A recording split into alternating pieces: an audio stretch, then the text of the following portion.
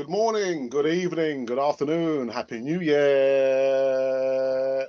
It's the first show of 2021. I'm not sure why I keep looking at the calendar for, because I've changed everything. Yeah, it's 2021. It's the first show, Cannon for TV. Yeah, 2021. Might prove to be just a little bit controversial. Yeah, so probably you might have seen the thumbnail. Anyway, I'm hoping that Eltel, Roger Godfather, is going to be joining me a little bit later on. I sent him the link a little bit late. Like a wardrobe malfunction. Make sure I've got myself like prim and proper. Haven't even shaved. But anyway, guys, yeah, I've got some more Arsenal live news for you guys, wonderful people.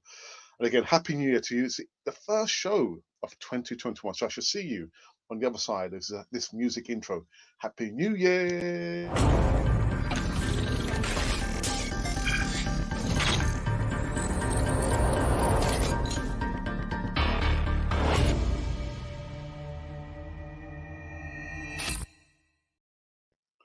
Yes, welcome back to Cannon for the channel for Arsenal fans all over this world. I tell you what, I know it's been like just short of 2 days.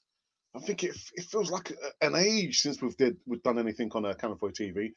I hope you guys had a really good Christmas and a New Year's, isn't it?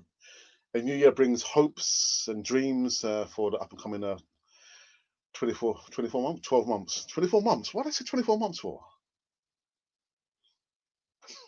Anyway, guys, make sure you subscribe to Cannon for TV.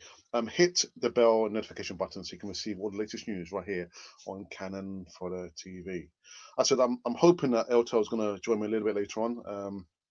We'll have to wait and see. I had a to and fro communicating over the last couple of days, and anyway, let's get into it, shall we? So the first bit of news, no doubt you would have seen the thumbnail art. And if you haven't, let me put it up again.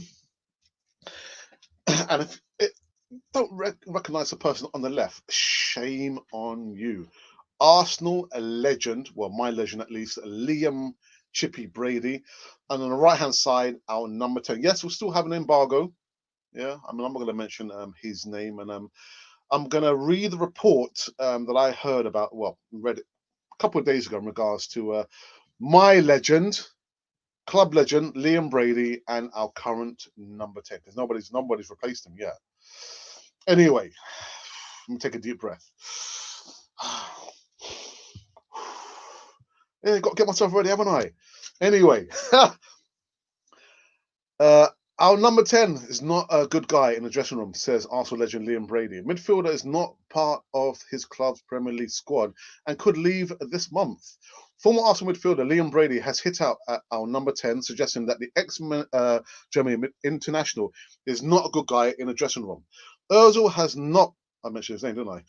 Is not played for Arsenal since March, is no longer a member of the club's Premier League squad, with coach Mikel Arteta seemingly having no plans to use his former teammate going forward. And Brady, another cup winner with the Gunners in 1979, I remember that, believes Arteta made the right decision in deciding to press on this season without the 32-year-old. Right, this is his words. Okay, that's Liam Brady. I don't blame Arteta over our number 10, Mesut Ozil. Brady told the Keys and Gray podcast, and I heard the podcast from beginning to end. He gave Ozil plenty of chances, and he performed for a couple of months, but Ozil just reverted back to type. He's not a good guy in the dressing room. He's not a good guy on the pitch. I have no problems with Mikel Arteta bombing him. Now, again, these were cough here. Liam Brady's comments that he made a couple of days ago on the Keys and what's it? Forgotten the podcast now. The Keys and Gray podcast just a few days ago, and I'm reading this from the Daily Telegraph. Now I'm gonna. This is the angle that I want to take it from, because I have seen a lot of comments on Twitter. People, just putting their penny's worth in there, and a lot of it is negative stuff about Liam Brady. Who is Liam Brady to give his opinion on our current number 10? What does he know? He's not a club legend, etc., etc., etc. So the angle I'm taking it from is that Liam Brady has every right to have his opinion on the situation at Arsenal. Not only because he's a club legend, not because he's played for Arsenal, not because he was an Irish international, not because he was head of youth at Arsenal, because he's entitled to his opinion. Whether you agree with it or not, you have your opinion. You might disagree with us on Canon 42. I put an embargo on Canon 42 because I was sick and tired of negativity, and not only that, the vulgar language being used against myself as well as other contributors on Canon 40 TV. So the angle I'm taking it from, I'm not going to say whether he's right or he's wrong, because you guys should know by now my thoughts about our number 10. The angle I'm taking it from is that Liam Brady has every right to give his opinion. It's his opinion. Like everybody else that comes on here, you are entitled to your opinion, unless you're using foul language, you're inciting racism, inciting violence. We won't have that on Canon 40 TV. But it's Liam Brady's opinion. And from what I've read there and what I heard, because I heard the podcast from beginning to end, where he actually said that Mesut Ozil is not a good guy in a dressing room. So whether you disagree with that or not, it's Liam Brady's opinion. Period. Now, I guess there's going to be some of you thinking, oh, what is Alex talking about? I disagree with that. You might disagree with me. I haven't given you my opinion yet. But I have done over the last 2.5 years. So if you don't know my opinion about our number 10, that is something different. I'm not talking about that. I'm talking about Liam Brady. He's entitled to his opinion about our number 10. I've heard people saying, oh, it's about, religious content, about what the number 10 said about China, this, that, and the other. My angle is I'm talking about opinions. Liam Brady, for the last time, is entitled to his opinion. Now, I know True Gunner has put a comment. I will exchange messages, comments early this morning. I said, have you seen what happened? He said, no. So he's gone and he's put a comment in there. It's his opinion. so that is it. Anyway, the second bit of a news this morning is in regards to Reese Nelson. Yes, a bit of a Reese Nelson update. As I thought, someone told me that he was injured, which is why we haven't seen him for the best part of, I think, 2 or 3 games. It's probably a little bit more than I think it's probably 4 games, isn't it? He's not featured. Anyway, when pressed about whether Reese Nelson would be loaned out, Mikel Arteta said that he had a little niggle. He's not been 100%. He said via Football London, he's had a muscular issue. He's been in and out of training. He's not 100%. It's a shame because I felt he was getting into the performance levels. He started to have some really good games, and he was starting to build that momentum. The little injury set him back just a little, but I think he's been much better. I'll tell you to confirm as well in a press conference that he's not going to be leaving. Reese Nelson is not leaving Arsenal. I know there's been a lot of speculation in regards to a couple of players. Chambers, I think, is one player. Joe Willock is another player, just to name but a few. But he does say in a press conference that Reese Nelson, his plans is not to loan him out. Thank goodness for that. So Mikel Arteta's got something right, at least. So hopefully we can get to see this youngster sooner rather than later back in action. He's the one player who's, I don't like to make comparisons, but he's a little bit similar to Jack Grealish. That movement, he's always thinking to progress the ball forward. And we're needing that type of player rather than players who are going to pass the ball left, right, and a little bit towards the back. So that's the Reese Nelson update. He's just, as someone said to me, that he had like a neck injury, or he sustained during training, and so hopefully we're going to see him back in action sooner rather than later. And the last bit of news. Do I have the last bit of news? Oh yes, the last bit of news is in regards to the action today. We are playing in the Premier League. Our first game in 2021 against West Bromwich Albion. Sam Allardyce's team. And I just kind of quickly took out some of the stats. And the last 5 meetings, we've beaten them 3 times. We've lost one and we have drawn one. And the last meeting was a 1-1 draw in 2017, the last time WBA were in Premier League action. So those are the 3 segments of news that I want to talk about. I guess Elta won't be joining me. If it does, I'll sit in the link anyway. So we'll have to wait and see. Again, like I said from the beginning, guys, Happy New Year to each and every one of you. It does seem like a long time. It's only been like a one day and a few hours I've been away from doing any kind of Canal 4 TV work. Oh, bless my wife. Bless my wife. Anyway, so let's go into the live chat and see who has joined me for this first segment in 2021. Right, so True Guna, my moderator for this morning's show. Good morning to you. Happy New Year, True Guna. I hope you're well. Good morning, guys. Alex, I feel this one may be harsh. I'm very split on Ozil. Yes, he's not produced and cost a lot of money, but I feel he's been used as a scapegoat for years of poor decisions. I'm not gonna come back on that one. Take the William deal, for example. He wanted experienced covers to help bring through young players rather than spending money on William. Just use Ozil 350k a week is better than 550k a week combined.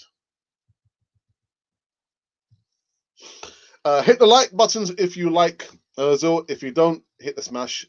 And yeah. And my other moderator for the mornings, Ashley Day. Hey, power to the Gooners. Happy New Year to ya. I hope you're well. Hope you had a good one, Ashley Day. You naughty person. Very, very naughty. There's McLeod. Says, morning. Happy New Year to you, my friend. We can't lose Saliba. Doesn't make sense. It doesn't make any sense to me. Doesn't make any sense at all. But like I said, last year, 2020, when a new coach or manager comes in, the dynamics are going to change. He's not going to like certain players and he's going to prefer other players. The dynamics will change. And if we were to get rid of Mikel Arteta, I'm not Arteta out, by the way. If we got rid of Mikel Arteta, what do you think is going to happen? The dynamics between the players is going to change again. He's going to want to have his war chests. He will favour certain players and not others. And I think that's what's happening. There's something definitely going on, because the last time he was asked about William Saliba in the press conference, the scowl on his face, man. God, he didn't like to be asked about Saliba. But you're right. I mean, we can't lose this person. The last I've heard that he's possibly going back to France. What a waste. Oh, what a waste. The assembled. Good morning, Alex. Mr. No number mustn't be put back into the squad under any circumstances. I completely agree. His nonsense started when he piggybacked the Sanchez deal. It's been a downward spiral ever since then. I understand, the argument that it wasn't his fault. The club gave it to him because they were seeing, well, Sanchez is going to be leaving. Let's put and pin all our hopes on him, and it didn't work out, But I completely agree. I think it's Arsenal are trying to move on from our number 10. Emery tried to move on. He tried to give him chances. He didn't turn up. He didn't turn up for the Europa League final. But anyway, regardless of the player or the circumstances, the way we have dealt with this whole situation is embarrassing. We are supposed to be a club that operates with class. The treatment of number 10 is awful. We just need to move on from him.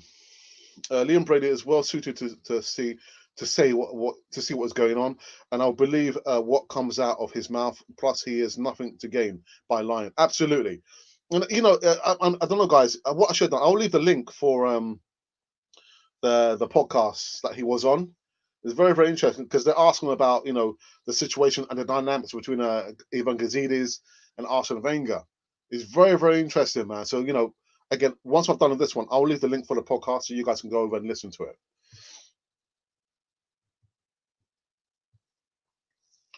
A lot of the ones who are abusive are kids and don't know the full history of a club until they do. They need to keep quiet. Yeah, those were the other comments as well. You know, literally that and the people who are abusing and they're just like young keyboard warriors. I won't call them warriors, just like cowards, keyboard cowards.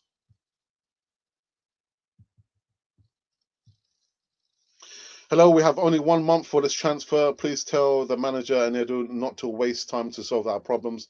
From Morris K from Sierra Leone. Well, if you know, if I can get on the phone, I'll have a word with Mikel Arteta and Edu and say, "Oh, guys, sort yourselves out. We've only got 1 month." But I'm going to be doing transfer news. There's going to be some pre-recorded stuff coming up in the next couple of days just to keep you guys in the loop. I mean, I'm sure you guys probably got more information than me, but I'll do my best to try and keep up with the transfer news. Yeah, us involved with other players there. Oops, sorry about that. Brady deserves his 9 years as a player, 18 years as a head of the development. He's Arsenal through and through. Yes, he is, man. I tell you, he's my hero. He is my hero. And even when I was preparing the artwork, you know, with him and our number 10, and listening to the podcast that he was on, I was thinking, Liam Brady, man. I don't know if he were to come on camera for a team, I would probably freeze, man. He's the one player, well, my hero, and yeah, he speaks power, you know, truth to power, truth to power, you know. But he's entitled to his opinion. He's entitled to his opinion. The only player that I ever cried for when he left, man, went to Juventus. How dare you, Liam? Leave Arsenal and go and play for Juventus. No, I'm only joking. I'm only joking. Great news. Keep Nelson at the club. Yeah, man. I was thinking, really? You're going to force him out to go on loan again? If anything, at that time, I was thinking Matteo Guendouzi was quite lucky not to have been loaned out. And at the same time, I was thinking Joe Willock probably needs to go out on loan as well. So if the reports I'm hearing that Joe Willock is going out on loan, then it's about time. Because I'm thinking for him, it's 50-50 whether he's going to make it at Arsenal or not. And I know you guys are going to say, oh, but what about Eddie Nketiah? He's not going to make it. We have to wait and see. Only time will tell. Only time's going to tell.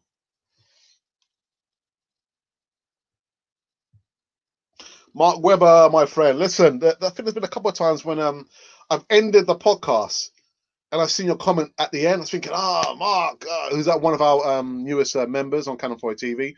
I hope you're enjoying all the behind the scenes footage that we've been putting on the channel over the last, I mean, like 6 months, 5-6 months since we started the membership scheme. If you want to know about the membership scheme, just look at the ticker tape. It tells you all the benefits. If you would only just become a member and press the join button, which is adjacent to the subscribe button. But yeah, I always see your comments. I'm thinking, my Mark, my goodness. Happy New Year to you, my friend. Sabitzer is a true captain. Saliba can replace Bellerin. Well, not positional because I don't know. Chamberlain may be another option. Yeah, Saliba can replace Bellerin. I mean, I did Max Aaron's couple of videos during the transfer window. I'd far rather him, but it will cost us a lot of money, lots of money. Sabitzer, and I also did a few videos on Sabitzer as well.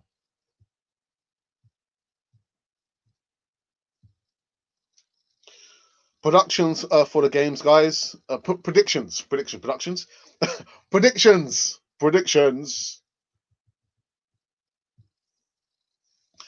So, who do you think was the Arsenal star who apparently yelled at Arteta for having his favourites? Wait, wasn't me. Was it you? I have no idea. You know what? I've just got some flashbacks, man, because I've seen Willian is back in training. Willian is back in training. I'm not saying anything apart from that. Let's leave it at that. Thoughts on a potential new contract for Holding? Good player, good professional, but not good enough for me. Good morning, Bronze Dosser. I'm happy. I'm happy that they're going to give him a contract extension. I've always felt that the missing link, there are two things for Rob Holding, is that A, when he came in, he had Pert Mertesacker next to him who could like school him in the art of defending in the Premier League. The other thing is it's been his injuries. His injuries has just held him back, man. What it would like any other player. But I've got no qualms, man, to have Holding, man. They're going to offer him a contract extension there. You think he's a big lolloping giant who doesn't have the best pace, but for some reason he seems to do quite well against pacey attackers. I mean, look how he played against Mane, man. Had Mane in his pocket, boys. It was holding Mane. But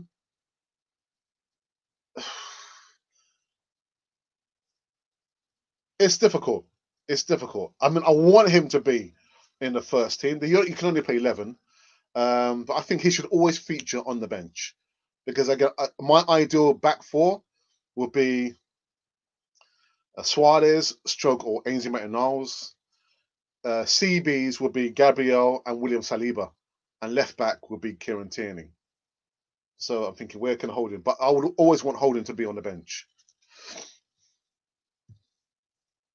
Morning, Alex. How are you, brother? Levanje, I am really, really good, thank you. I'm good to be doing the live shows. I was hoping that LTL, the original Godfather, was going to be with me, but he's got other important things to be doing than come on a podcast.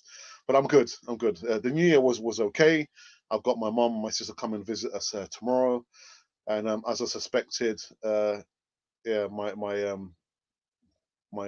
placement, like I say, stroke prospects in the squad I was hoping to work in.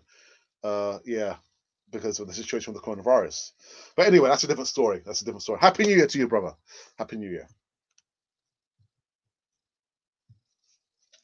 Happy New Year, Alex. Your Saliba comment, right, great work. Keep it up.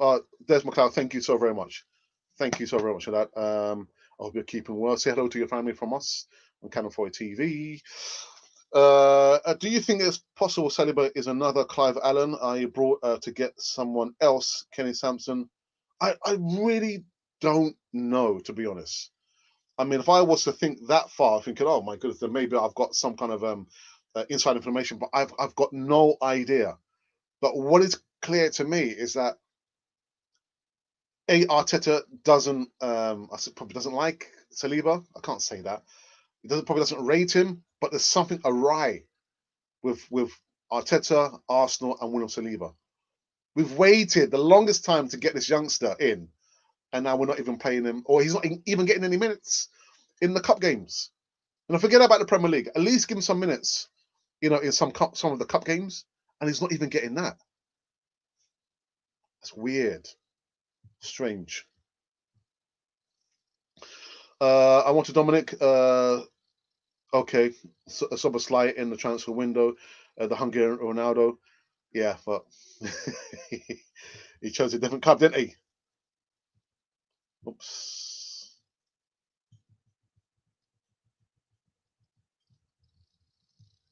Chuguna saying Arsenal 4, West Brom 1, coming you Gunners. We're a true leader on the pitch, Alex. Des, it's funny because we're having this debate for the longest time. And who do you think should be? Well, we don't have like a natural leader. Again, in the mold, I'm not saying like Tony Adams, but someone who's very vocal. Clearly, you can see on the pitch. Oh, right, all right. He's the captain. He's a leader. We don't have any outstanding candidates, do we? There's no one that's apparent to me. You probably say Tierney, could be Holding, possibly. Gabriel's a bit too soon, only because of his language. Marty, I've seen him, being quite vocal in the defense there, but that's the problem. There's no real standout. He's like, oh yeah, he would be the clear captain. Our options are thin to none, unless you want to give it to Lacazette. I don't know, man. But who do you think? Who do you think should be our leader, stroke captain? Oh, there you go. We have one, Tierney. 2-1, coming you Gunners. Rumor has it, Real Madrid will record Dan Tobias with Juventus and other is interested in him. Yeah, again, I didn't want to really go into depth. I don't want to go into depth about transfers because I'm going to be doing like own transfer news, pre-recorded videos there. But that's the news I've heard as well. That he's going to be recalled. Apparently, Real Madrid are not happy at the way Arsenal are treating Dani Ceballos. How are we treating Dani Ceballos? Are we treating him bad? I don't. It's a weird one. Oddly enough, I think it could be Xhaka that shouted out. Do you have concrete evidence? Good morning, Ryan. Man United are going to win the league. Going to win the league. Going to win the league, you mean? They're level on points, aren't they? Arsenal 15th. Ho, ho, ho, ho, ho, ho.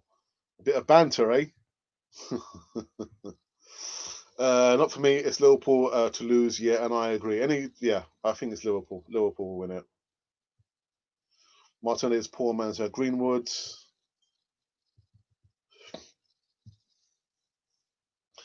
Three more games until halfway point of the season. Any chance of a half-term report? If I was William, I would be ducking parents. Some people. Tobias doesn't play well with another. So if you had to give like Arsenal, like the rating, like A plus, or A minus, or B plus, or B minus, or C minus, how would you rate the season so far, Bronze Dusser? Oh, dearie me. Arsenal only good player is Saka. Ho, ho, ho, ho. Well, Ryan, I'll fire right back at you. Yeah, you haven't won anything. You haven't won anything yet. You haven't won anything. You got Ollie at the wheel. Yeah, listen, it's gonna crumble. Yeah, it'll crumble. Ollie at the wheel. Don't make me laugh. Anyway, apparently Alba's brother has lost the plot. Found a live gun next to his head, live on Instagram. I saw that via another podcast. I saw the thumbnail. I was thinking, what is going on, man? What is going on? Just thinking, we don't need those kind of elements near the club, man. I'm sorry. So that's just me. I'm just thinking, I'd far rather have a ballon gun at Arsenal than that going on there. But you pays your money, you takes your pick, don't you? Magic A, Happy New Year to you, my friend. Hi, Alex. My other moderator, Monty. Hope you are well. Hi, Alex, and to the Canal 42 family. Happy New Year to everyone, and to you, my friend, too. I've supported Arsenal for 41 years at the moment. I would give it to Marty or Tierney. Oh, so you're just like a 1 year behind me. Yeah, I've been supporting for like, it's come up to 43 years. Yeah, 43 years, 77. You'll give it to Marty or Tierney. Okay. Oops. Where was I? What do you think of extended Holding's contract? Well, I've just said, Majid, that for me, I'm quite happy. I'm quite happy to extend his contract. It's in my mind, he wouldn't be a first choice in the defense because I'm thinking, I would like ideally Gabriel with a Saliba in the defense. So I'm thinking, where could he fit ideally? I would want him always to be on the bench as security. But I've got no qualms with Arsenal offering him a contract extension, man. Why not? For someone who's not the fastest, his positional play is quite good. Quite good. I mean, all the defenders are going to make mistakes, some more than others, Mustafi. But for me, Rob Holding, he's lacked someone to give him or show him, the art of defending. Because Per Mertesacker was showing him. Look at the FA Cup final, man. Look what he did against Diego Costa. But he's lacked that person to show him and guide him the real art of defending there. But I've got no qualms, man. What about yourself? How are you feeling about the contract extension? As only a good player is Bruno. Without him, United would be. But exactly, yeah. So where's this guy here? What's his name? Was it Ryan? Brian? What the? Whatever his name is. Whatever his name is. We just have a new member on Canal 4 TV. Christopher Christopherson, welcome, my friend, to the exclusive club. So now you too can have access to all the behind the scenes footage. You see how I edit my videos. You'll also see the Q&A session I did with my wife leading up to Christmas. So enjoy that, my friend. And of course, you can see as well, if you wanted to purchase any merch, you get a discount. You get a discount. So thank you, my friend. Happy New Year to you. Do you have any question for me, Christopher? Any questions before I go any further? Any questions? I'll hold tight before you come back, and I'll wait for you to come back if you've got any questions for me. But hey, let's hear my moderator saying thank you for becoming a member on Canal 4 TV. So Christopher, if you have any questions for me, come now and I'll answer your question. So yeah, guys, we've just been talking about the news this morning in regards to the person who I have put an embargo on because I'm tired of fighting my corner. And Liam Brady, the angle that I've taken it from is that he has every right to have his opinion. He hasn't incited hate towards our number 10. Excuse me, hasn't incited or used any foul language. It's his opinion. Like, you can have your opinion, but if you cross a line, I use a vulgar language, we won't have that on Canal 4. But my legend, Liam Brady, has just given his opinion where he's saying, let me get it up here on the screen again very, very quickly. He said, I don't blame Arteta over our number 10. Brady told the Keys and Grey podcast. He gave Ozil plenty of chances and he performed for a couple of months, but Ozil just reverted back to type. He's not a good guy in the dressing room. He's not a good guy on the pitch. I have no problem with Mikel bombing him. So again, that is Liam Brady's opinion. It's opinion. That's the image. The image. That's the angle that I'm coming it from. And I've got LTL Divisional Godfather just coming at the right time. Yeah, bro. How you doing, man? How you doing? I'm good, man. I'm good. We're just been talking about Liam Brady's comments about our number 10. Well, do you know what? He's only confirming what we all suspected, bits and pieces of clues we've picked up over the last few months. And I think, every Arsenal player I've spoken to that has spoken about Ozil, I've said exactly what Liam has said because I watched him. And Lacazette is a little bit similar. I'm a bit worried about this now because he's got contract negotiations going on. And it's funny how players suddenly get very hungry and start playing very well. And for Ozil to be tackling back and really putting himself about, I thought was absolutely phenomenal. And this was all in the lead up to him signing the contract. And the moment the contract's signed, let's err on the side of saying that it's a psychological thing. Let's err on the side of that you've got to the point where you've basically, in your career, this is your final really big contract. You can settle back. You're a hero in your own country. You're a hero in your antecedents country, which is Turkey. And you've got a young family coming along, and finally you've got a massive payday, and you've worked for it and you've achieved it. So that would be like somebody achieving a massive goal in life, and then they relax, and it's a mental relaxation and it's a physical relaxation, and his spirit isn't in the game anymore. For players, it's so different from people who've got a career in almost any other thing other than sport. They will be thinking of a career of 30 years or 35 or 40 years. But for a footballer, it's very, very short. And, I'm trying to err on the side of looking at it from his point of view, but undoubtedly his performance has dropped off abysmally. I mean, his performance for both Arteta and all the other people, Emery and Freddie, has been abysmal and doesn't justify the kind of money we're paying him. We did speak before about why aren't there competency procedures, or why aren't there things built into the contract so that if he's not performing, I know it's difficult to quantify, but it's there for all to see. And I do think he's quite a cocky kind of a guy, and there's obviously bad vibes. He was one of the few players who didn't take part in the agreeing for Stanley Kroenke's request for a 20% pay cut, which, as far as I know, is Arsenal the only club who got that through the sort of staff and players. A lot of people who lived and worked for Arsenal through their whole life got thrown out, including Gunnosaurus, but also the backroom staff as well. A lot of them lost their jobs. All this is going on. The players would have been friendly with the backroom staff and maybe the people in the restaurant in London Colney and all those kind of people.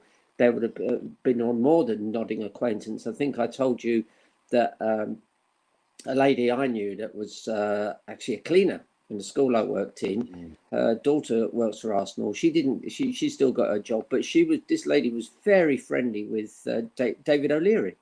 And David went to her 80th birthday party, which was held at Arsenal. So players do get to know other people around the club. So all of that went on. I bet a lot of the good players for us, good guys, thought this is a bad deal. Not only are we being asked to take a 20% cut, but they're sacking all and sundry around them. And well, there's all kinds of issues. But I know there were a handful of players. I think Kolasinac might have been another. And there's obviously a split.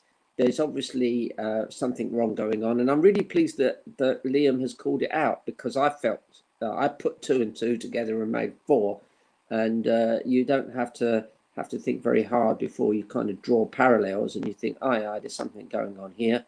And in terms of, I mean, absolutely, Brady's hit the nail on the head, and that's why if I was Arteta or Emery, I wouldn't have him anywhere near the club.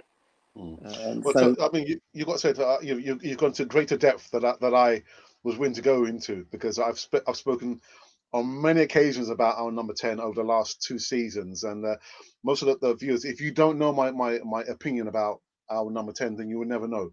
The angle that I took it from, Eltel, was that I've seen the amount of abuse that Liam Brady has been receiving on Twitter, and I've said the guy is entitled to his opinion. It's his opinion from his perspective. Whether you agree with it or not, that's something different. But he's entitled to his opinion. And which person's better placed? He was head of youth development. He spent 9 years at Arsenal. And did you listen to the podcast, Eltel? Yes, I did. Yeah. Did you hear when he was asked about the situation between Gazidis and Arsene Wenger? Yeah. So he was well placed. But the angle that I've taken it from, Tel, is that Liam Brady is entitled to his opinion. But he's received a firestorm on Twitter because he's given his opinion. I mean, what world are we living in, Tel, when you can't give an opinion without people abusing you on social media? Absolutely disgusting. Absolutely disgusting. Yeah, it is bad. I mean, it's happened to an awful lot of people who've put an opinion on Twitter. And I don't know who's having a go at him. I mean, the big trick is to see if it's these bots, as they call them. I don't mind saying that I worked in Islington for a great deal of my life, and I've actually bumped, as part of my job as a teacher, I bumped into Jeremy Corbyn, and we didn't talk politics at all. We just talked about various just fun topics, and he told me some funny stories and I told him some funny stories, and I found him, this is when he was my MP, because I was living in Highbury at the time, and I thought, oh, he's a regular guy. I never thought he was statesman-like, but I just happened to I found him a regular guy. And then I got inundated with bots for about 5 or 6 days telling me how awful he was. And when I looked them up, they didn't have any followers, and they had these strange names and numbers. And I'm afraid we are living in an age of disinformation. And when somebody tells anything like the truth and things that they've seen, and there's no doubt that Liam is friendly with many people at the club, of course he is. And he will have picked up these vibes, and he's not going to say who he got this information from. So he's actually saying, this is my opinion. And if you don't like it, my dad always used to say to me, if you don't like, if you can't think of something nice to say about somebody, don't say anything. So if people don't like what Liam has said, and I'm sure it's based on things that are fact, then just don't go at him, because it's meaningless. It's a waste of time. But I mean, look, most on the ground, Arsenal fans by and large are saying, especially when Arsenal are winning, they're saying Ozil is past tense. Now, of course, as we said earlier, I know you've made a very good point here the last few times you've been on, that people snatch at the quickest, as soon as things start going wrong and we start losing matches, then people go, oh, what about that bloke that's outside the tent? Why don't we bring him in? Well, I'm afraid. I mean, listen, one of the best goals I've seen at Arsenal in many a year was the goal he scored against Ludogorets, is it? Yeah. Yeah. And he played a wonderful dummy, a couple of dummies, and got the ball into the net. And I thought that was a fantastic goal. But unfortunately, that's the level he's now playing at. He plays well against poor teams. And so, three managers, Emery, Freddie for a short time, and now Arteta have moved him on. So, be it, Yeah. Okay. Levan J says Arsenal need to do some transfer business in the window. Alex, if they are to save the season, good to see that class match is already out of the door. Yeah, I said I'm going to be starting doing transfer segments. It'll be pre-recorded stuff. I don't like mixing up with the current news as such. But yeah, I'll get back into the routine of doing transfer news every single day. I'll tell. Do you know what? The first year of Cannon Fodder TV, I did transfer news. And I found it so frustrating because we were linked to every single player under the face of the sun, and we would not sign one player. It's so frustrating, Tel. So frustrating. Yeah, I know. I read this morning that there's some good players going off to clubs that other than Arsenal. I won't mention them on an Arsenal thing, but and players that our friend James Rowe has been raving about are suddenly, and it should be all done and dusted before fans hear about it. And the moment the press get hold of these things, they sort of blow it up. But the press are trying to sell newspapers, so if they get a whisper of something, yeah. December says that there was a surprise departure coming in the transfer window. Really? What's that then? What's the surprise? Tell your thoughts on Rob Holding getting being offered a contract extension.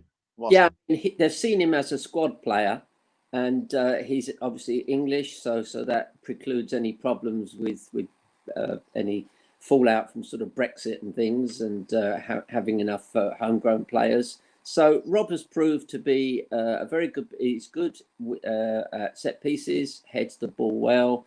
He's good in small spaces, and he's brave as a lion.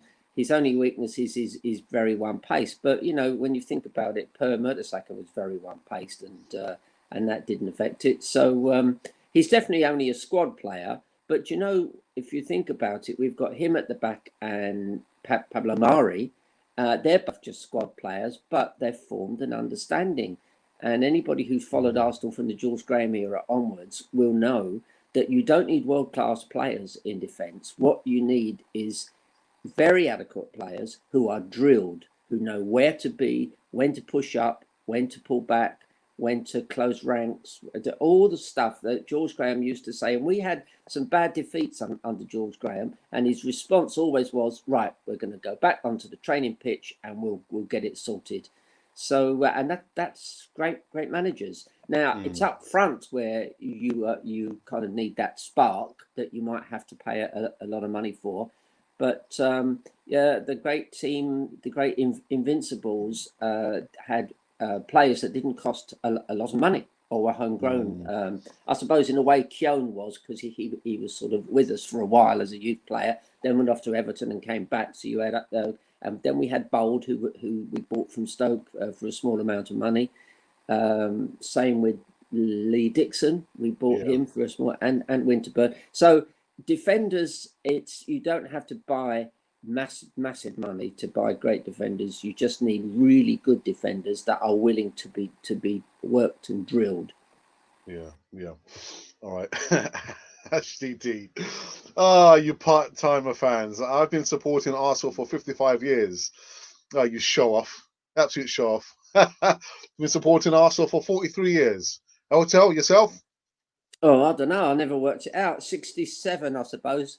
67, 77, 87, 54. 97, 2007. I'm over the 50 years, aren't I?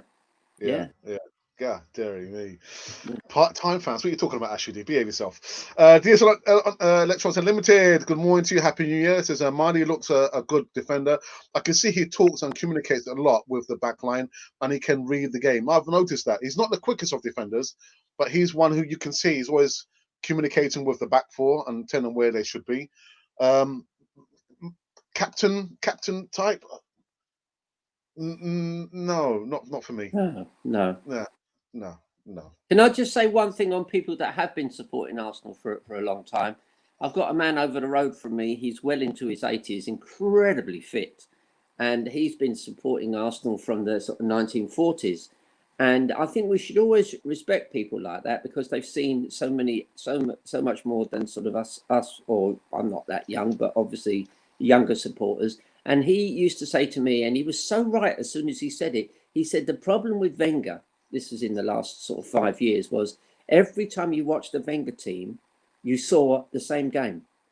He played the same way all the time, win, lose or draw.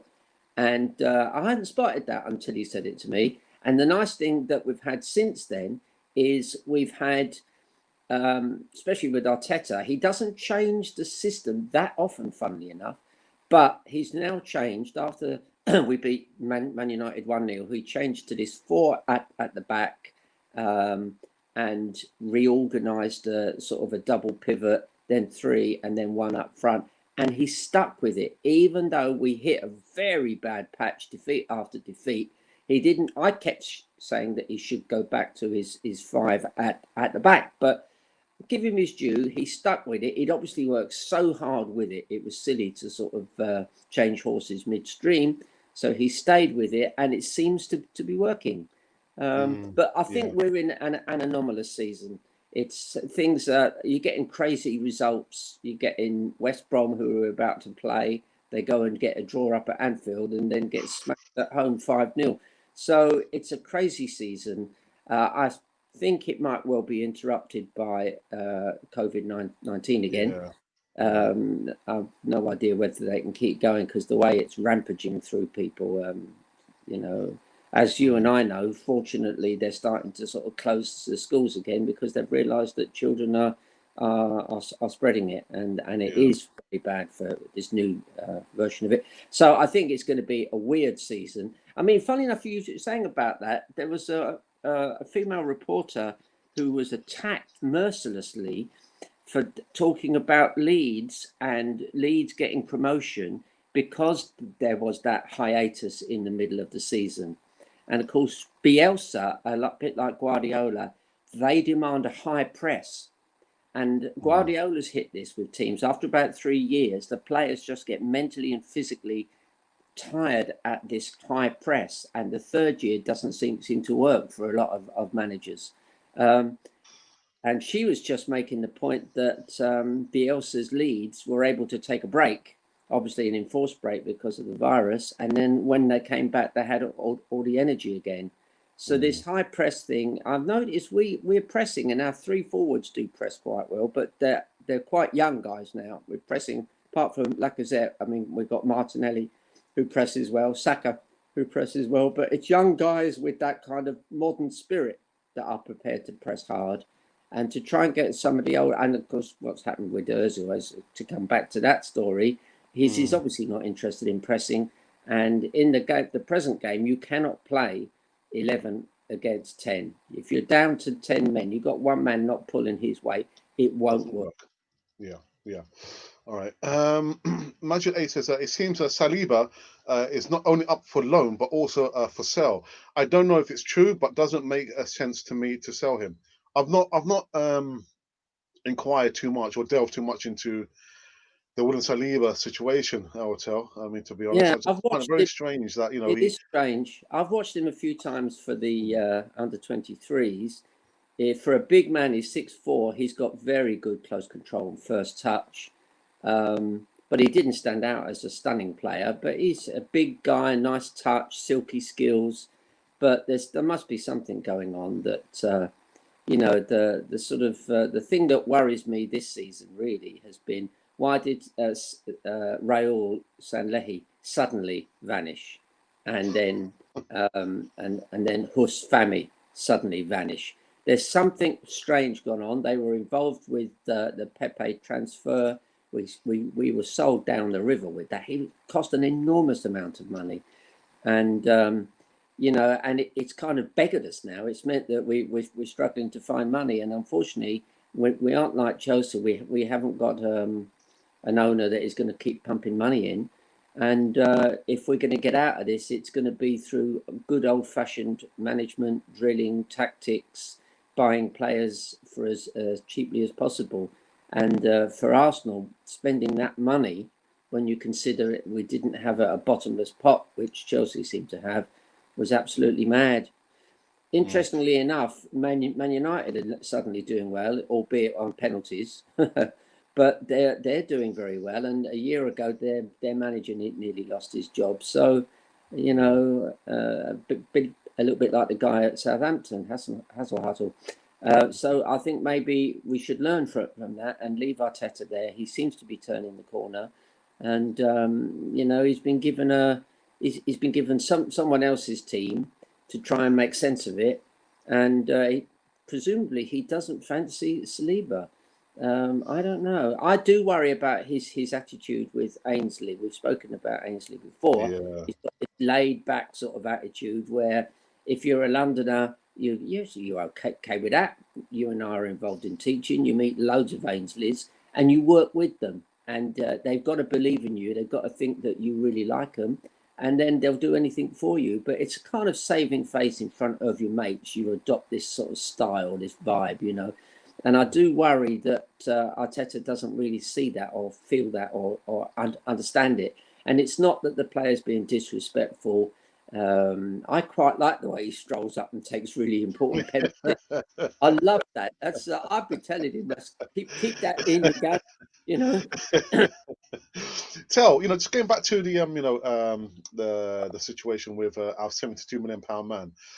Didn't Stan Kroenke bring in one of his own men, like an accountant, to go through the paperwork He to did. see if there's anything awry? I think He it might did. coincide at the same time as Sanyeli leaving the club. I can't remember the guy's name. I'm trying to think of his name either. It's a name like Lewis. Is it something Lewis? I think so. Let's Yeah, it's a sort of very ordinary name. But anyway, this guy came in and he didn't take him long to realise what was going on. I very much suspect, but again, I don't know. But the fact that this guy, Raul, went so quickly, I suspect that he was found with his fingers in the till. And there was something going on. I mean, George Graham was the famous one who got caught for that. But the word on the ground was that kind of the backhanders were rife in the game. So and I was thinking, funny enough, yesterday that I'm very worried now that all these players are going off to sort of good clubs now. I think his name is Botman, and they've the big centre back guy. They've bought him. And do we have scouts left?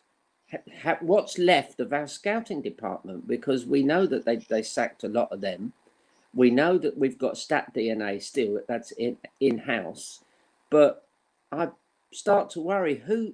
Well, I suppose it was Sanlehi must have thought Pepe was good, but as we've seen, he's certainly not worth 72 million, and we'd be lucky to get half that. Now, the club have got to make a decision. You might be able to get half that back if you sell him in this window, because Saka looks 3 times the player. I did worry as well. I saw on a website the Arsenal wages, and people like Saka are not on great money. Ainsley's not on great money, and people like Willian are on phenomenal money. So it's all inside out, back to front. The players who are not performing are on the biggest money. So get Willian out if necessary. Pepe, you've got to make a big decision on him. If you're not going to play him as up front or as an inside forward, then he has to go. If we got half his value back, if we got some decent money for Willian and got both off the wage bill, then you might have a pot of money. But you're going to have to start buying not exactly bargain basement players. I mean, people have said that Buendia has only really shone since he's dropped down a division. And maybe, I mean, I was worried with Torreiro. I always thought was a good player until I noticed that he doesn't cover the ground well. He's a small space player, and been found out at Atleti as well. So, and our division needs guys that can progress the ball, real athletes. You need an athlete as well as having good close control and good vision, and that's what we should be looking for. Yeah, I don't think we'll get Buendia, because I think from what I hear, he's doing the business with Norwich. So why would you want to sell your best asset to make a charge to get back into the Premier League? I can't see that happening. With Nicolas Pepe, my thoughts. I would rather I'll take a big hit and just sell him. Yeah, because it's not going to happen. It's not going to happen. And with this news in regards to Reese Nelson, that he's not going to be loaned out. He did sustain an injury, but I think in the press conference when Arthur was pushed, he said, "Oh no, I need to clarify. We're not going to put him out on loan. He's just sustained a minor injury, but we're hoping he'll be back in action." So Pepe, it's not worked out. I think we need to get shot of him. And Willian, he's back in training, isn't he? Oh please, I hope he's not going to play today. Please. I really hope they just say, look, it hasn't worked. He only played one game that was reasonable, and after that, he's been abysmal. So he's 32 now, isn't he? Yeah. Got a 3 or 4 year contract. Arsenal, admit your mistake, sell him on, because he didn't cost us anything other than his actual wages. So if we get some money for him and we get him off the wage bill, if they keep him Reese Nelson, that's interesting because he plays on the right wing. Which Pepe does and Willian does. So hopefully they'll get rid of Pepe for a big price, get rid of Willian for any kind of price, and that's how we're going to have to do it, and it's going to have to be an in-house solution with bargain buyers, I think. Yeah, but my worry, is that we don't have an experienced bunch of negotiators to get those deals done. I know Kolasinac has gone out on loan to Schalke.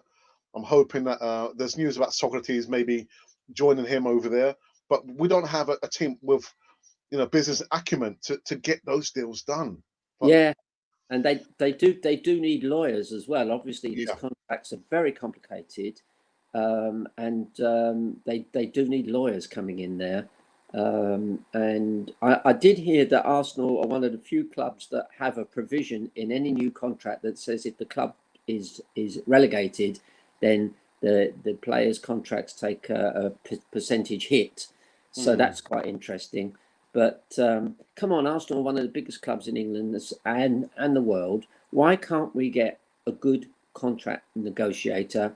Who obviously something very strange won't happen for Raul and his family to suddenly vanish as they did meant that this American guy came in and saw something that he shouldn't be looking at. So let's get somebody who's good at the contract negotiations in, and if necessary, phone around, ask David Dean, could he, I don't think David Dean would come back, but maybe David Dean could put the word out. He's still an Arsenal fan, and he would like to see us doing well, and maybe he could find somebody that could do the job well. But you're going to have to start, the whole point of clubs having boards of directors is that you have people not just that are moneyed people, but people who have the business acumen to be able to sort of guide the club as a financial, as a money-making business. And it doesn't seem as if we sort of have that now. Chips Keswick ran for the sea. He took the first train for the coast, to quote a song. And who's left? Who is left? God bless him, Ken Fryer, an old fella that went to our school. He's not a big businessman, really. And I love the guy, and I hope he stays there and everything. But let's get some people onto that board of directors who have that expertise. Yeah. Eugene Phillips says, Rob, not Rod, Rob will only get better. Rob Holding. I think, again, my ideal defense doesn't include Rob Holding, but as a squad member, why not? Why not? Attilo Daniel says, but we don't really have to lose Tobias. He's played an important role ever since. But no, I think we've spoken about him a few times, Elto, that his form, it looks disinterested. And there's some talk about Real Madrid are wanting him to return back to them because they're not happy about the way that Arsenal have treated him. I'm thinking, how have we treated Tobias? We've given him enough minutes. We haven't mistreated him in any way or form that I can see anyway. Yeah. But, It doesn't smell right, does it? It doesn't feel right. It feels as though if he really doesn't want to do it, and he hasn't played very well, I can't remember him creating an assist. He rotates the ball well in midfield, and it goes around and around and around, but it doesn't go anywhere. And for what any quotes we've read from him, his heart is at Real Madrid. Well, I'm not quite sure who would fit in his place unless it be Ainsley, but for some reason Ainsley isn't being played in that midfield slot, which is really strange because if you played him there and he looked good, then you could let Tobias go. We are trimming the squad quite rightly, but why they don't want to play Ainsley there is unless there's been some massive row or something. See, I suspect there have been. You might have seen that there was a row in the dressing room where people complain that Arteta has his favourites. Of course, managers have their favourites, not because they particularly like the person, but they think the person does a valuable job, which is obviously where Xhaka comes in because he's even when he goes grabbing people by the throat and getting sent off and abusing the fans, he still finds his way back. And I don't think he's particularly a mate of Arteta's. I just suspect that Arteta likes the fact that he's a sort of a playmaker, what we used to call a playmaker. He dictates the pace, but too often the pace has been slow, quick, slow. So yeah, there could be a split, and I worry that Arteta doesn't quite understand some of our players, and I suspect there's something about Saliba he doesn't understand. There's something about Ainsley he doesn't like. I hope that's wrong, but because he needs somebody to pull him aside and say, look, the guy is doing a great job, and don't worry about his manner. These guys, they all have different manners. If he's doing it on the pitch, but you see, Ainsley might have turned to him and said, if you don't play me in midfield, I'm off. And then if he did that in front of everybody, it's a standoff. It is worrying, isn't it? Where you can begin to see things falling apart in the dressing room. Yeah. And the manager's always the last one to know. I'm okay with Rob Holding extending his contract. He's a decent backup CB, but not a starter for me. I still think we need a better CB to partner Gabriel. Saliba. He's right there. Yeah. William Saliba's there. So it's very, very strange. He doesn't even get many minutes. Forget about the Premier League games. What about giving the odd minute or two in the cup games? He's not had the light of day. It's very, very strange for me. Very, very strange. Who else do we have here? Here's a good one. Des McLeod says, we need an owner who knows what is going on in the club, because Kroenke doesn't know anything. No, he's only interested in the bottom line.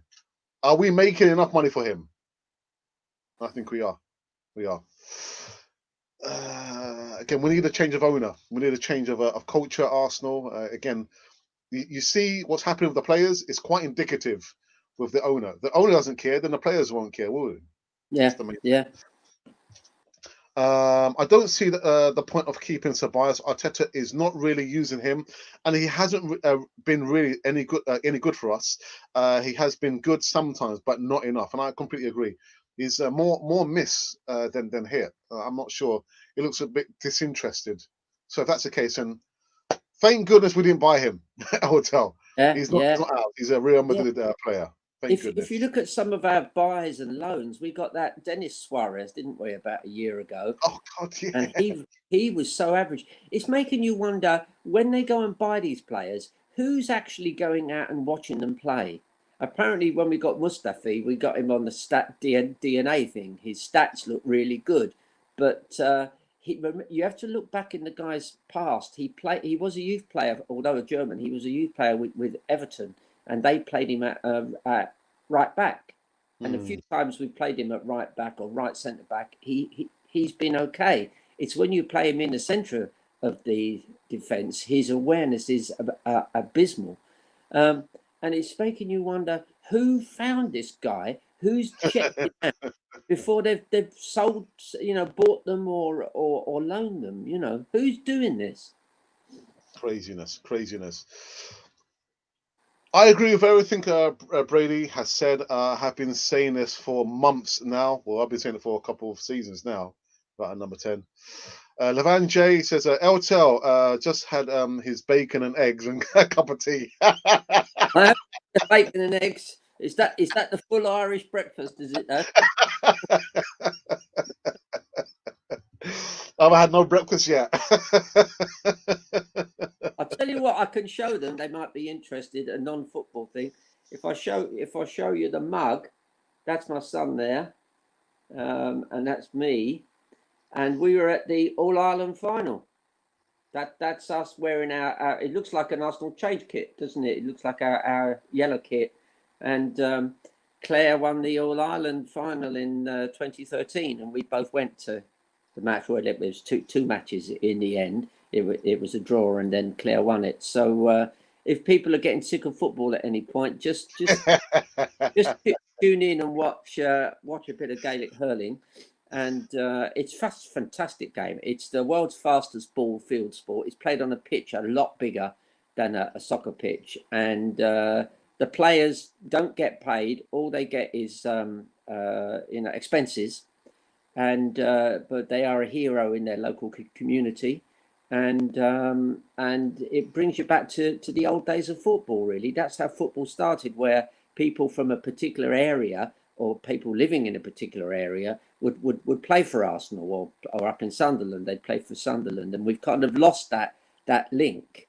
And in some ways it's a shame. It's great that it's a global game. In fact, I've been saying to my wife this morning, despite Brexit, we are living in a global village. You can't, shut all the borders and it's good. And we've seen over the years, we've seen some fantastic players that Arsenal have bought from all over the world and played for us. So that's good. But the sort of roots of any club it's fantastic when a local boy comes through, like we did with Charlie George.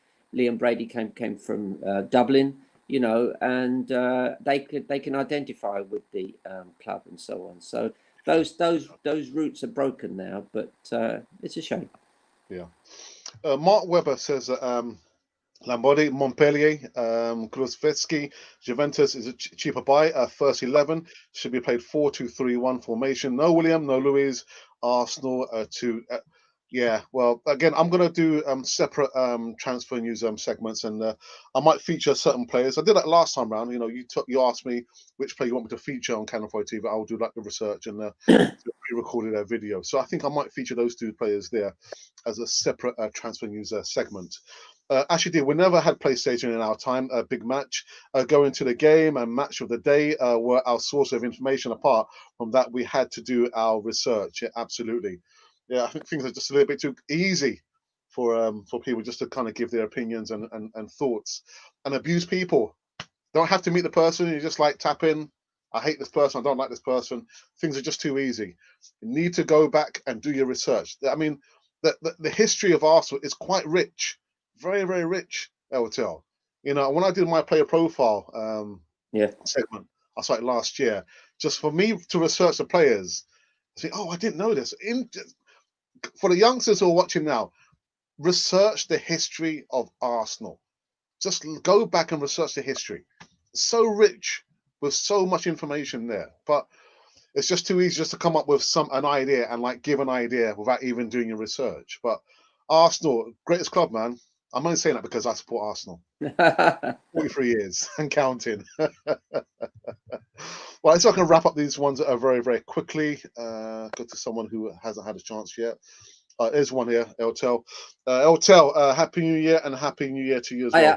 And the same to you, Majid, as well. I like Spike. These guys. What? What do you mean? What do you mean, Dan? You mean you like us? Thank you. I'll take that. A few more. Let's have a look. Muta White says, I would like to see Buendia at Arsenal. Championship players have a very high work rate. They do. And like you said, about the players that came through under George Graham, your Lee Dixon's, your Bolds, your all those players there were playing in lower leagues. They're playing in lower leagues, and like would fight for the cause. But again, with Arsenal, we never learn the lesson. We always think we can buy our way out of problems, and just because we spend millions, it doesn't mean that it guarantees success. It doesn't work that way. Just a few more before we're done and dusted with this one. Let's have a look. Arsenal are only the Invincibles. Really? Okay. Pepe can come good with a good creative midfielder and strong foundation at the back. What do you think about that, Tel? Well, that's the big decision Arteta has to make, and I suspect he'll postpone that decision until the summer. At the moment, he's in a storm, isn't he? He's got to keep producing these victories, and he hasn't got time to think. But when he has time to think, or maybe he should have people like Stuyvenberg doing at least some of it for him, and Steve Round. They've got to look at what Pepe was good at Lille, and then say, right, if the guy was that good and he was doing this, why isn't he doing it for us? And I contend that it's because Pepe is not a winger, and just stop hanging him out on the side with chalk on his boots, get him into that inside forward position, get him 10 yards further up the pitch and get him attacking the box. And then you'll see a different player, because he's so fast and his close control is so fantastic. He's one of the best close control players I know. But it's no good if he's got three defenders in front of him and they'll just upend him. Or as we've seen, even with Traore Adama, who I really like as a player, the Wolves player, if you leave him to attack, say, Tierney, he'll go past him because he's got that magnificent burst of speed over a small number of yards. But if you put another defender, so he's now got to get past two, and in the past we have played Ainsley in front of Tierney, suddenly the bloke has trouble. So you can block off wingers. So get this guy inside forward, receiving the ball around the penalty box in what they call zone 14, and he will do it. Now, if you're not going to do that, or you can't, that doesn't fit Arteta's tactics, then he has to go, and you'll get a massive amount of money off the wage bill, and hopefully you'll get at least half the money you sort of paid for him back. So there's a question for you from Majid. I might make this the last one, actually. Eltel, how many children do you have? And do they all support Arsenal? Okay, I've got 3 children, and 2 boys and then a girl. And when one of the boys was very little, I had a hard guitar case, and he used to crawl in it and have a bit of fun, and I'd bring him down the stairs in it. And I said, now listen, remember, this is an Arsenal family, and if you want, I can bring you down the stairs and bring you over to Tottenham or Chelsea. And he said, no, Dad, I'm happy to stay with Arsenal. They're all Arsenal. As I've said before, my second boy, Michael, he seems to meet a lot of the players. He's a teacher, and he seems to be meets a lot of quite famous people, the school he's in. And so, as I said, he one of his TAs was at school with Danny Welbeck. And so he's very committed to Arsenal, and all the family are really. So I have heard of people up in Liverpool that the husband is Everton and the wife is Liverpool, or vice versa. I don't think that would work in our family. I think I took Michael. Funny, I thought fans might like this. When Michael was very little, we went to the cup final, the famous one where we beat Man United on penalties. And when we managed to get tickets each, we went in the ground, and who should I bump into but Ainsley Harriott? You know Ainsley Harriott, the Oh food yeah, guy? yeah, the chef. Yeah, Yeah. and this was at Cardiff, and they deliberately don't have any seats where you buy yourself a beer or a coffee. So I saw Ainsley, and I said, "Can I sit down next to you?" He said, "Yeah." And we got chatting, and he told me he was a big Arsenal fan, and my son was with me, and I said, "Do you have a ticket?" He said, "No." He said, "When my food business was doing well, unfortunately, I gave up my ticket, and I can't get one back." And I said, "I would have thought somebody famous like you would know somebody." But he said, "I've got this off a friend." So he's obviously a big Arsenal fan. We went into the ground and we weren't doing well, and everybody around me, all the Arsenal fans, were saying, "We're going to lose this." And I said, "Look, my dad always said, when it's still 0-0 or 1-1, you've always got a chance." And there's a guy next to me having kittens. He was so worried that Arsenal would lose. And anyway, when it came to the sort of penalties, I'd done the counting, but my son was very young at the time, and he was just enjoying the whole thing, and he hadn't done any counting. And when Vieira scored, I was leaping around, and I said to my son, "We've won it." He said, "Have we?" I said, "Yeah." One one last story that's really nice. The semi-final against Blackburn, again at Cardiff, but I got tickets for both my boys and me. And as we went into ground very early, and we bought one of those funny plastic hats, or maybe they were giving them out free, like a red and white striped plastic hat. And as we came into the ground, Tom Watt, big Arsenal fan, wrote the book about the North Bank. And if you were living in Islington in that era, you were always bumping into Tom Watt. And funny enough, the school I worked at, Tom Watt had actually been a pupil, and the school came to its 100th anniversary. And who did they get to cut the tape but Tom Watt? And Tom came in, and I said, "Tom, I've got to ask you a question." I said, "I'm an Arsenal fan like you. What are your memories of this school?" And he said, "Mostly the toilets." I said, "Why is that?" He said, "Because I was continually being chucked out of class, and we'd just go down to the toilet." So I thought it was funny. But anyway, when we came in, Michael and I and my other son came into the stadium nice and early, wearing all these funny plastic hats. And Tom Watt was in the sort of where the journalists are, and he was doing what we were all doing, looking at the Millennium Stadium, and he saw Michael's face, and Michael would have been like 6 or 7, and Michael had never been in a stadium that big, and then Michael went, "Wow!" And Tom spotted us, and I made eye contact with him, and he gave me the biggest grin, as if to say, "That's what supporting Arsenal's about, that sort of wow moment." Absolutely, So absolutely, anybody absolutely. out there got kids, get them into the Arsenal way. I remember buying up Michael the Arsenal kit once, and he didn't. This was when in the old ground, and he didn't want to wait before he went home. He just stripped off, went into a cubbyhole somewhere, and was going, "Yes, yes." So that you see the young, fans coming along, and as I think I said the last one, there's a guy. My daughter's left school now, but at a school there was a guy who's kind of got a group of people going in the sort of clock end area, and they go down. Obviously, they're not all sitting next to each other in clock end area, so they go down to the concourse where you can buy your cups of tea and beer and so on. And they do a big kind of thing before games there, where they're all jumping and singing and jumping and singing. So it's difficult to do that in the stadium because you can't. It's not easy to move next to your mate. You've got to rely on somebody else moving and so on, Yeah, which yeah. again doesn't help the atmosphere. It does tend to become the Highbury Library at times. Library, library. Here's a good one from Stan for the people. So I've dropped a like on the video. Good listen while I cook my steak. Well, enjoy your steak, Stan for the people. We are done and dusted here. We are finished. This is the first live show 2021. My goodness. Wow. I'm going to be back at 10 o'clock tonight, UK time, doing a post game reaction. West Bromwich Albion versus Arsenal. I haven't even given my prediction. I think it's going to be a 3-1 win for Arsenal against Sam's team there. The next time you'll probably see Eltel probably tomorrow, Terry, 11 a.m. Yeah. Yeah. Sorry, I was a bit late. My son had trouble starting his car, so we were out there trying to get it going.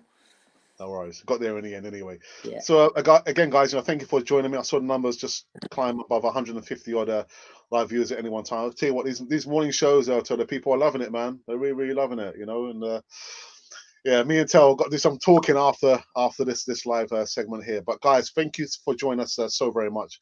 And again, I'll be back later on tonight 10 p.m. UK time, doing a post-game reaction. There's no rest for the wicked, El Chel. No rest for the wicked at all. Absolutely. But anyway, if you guys have been wondering who or what you've been listening to, you've been listening to Cannon Fodder, the channel for Arsenal fans all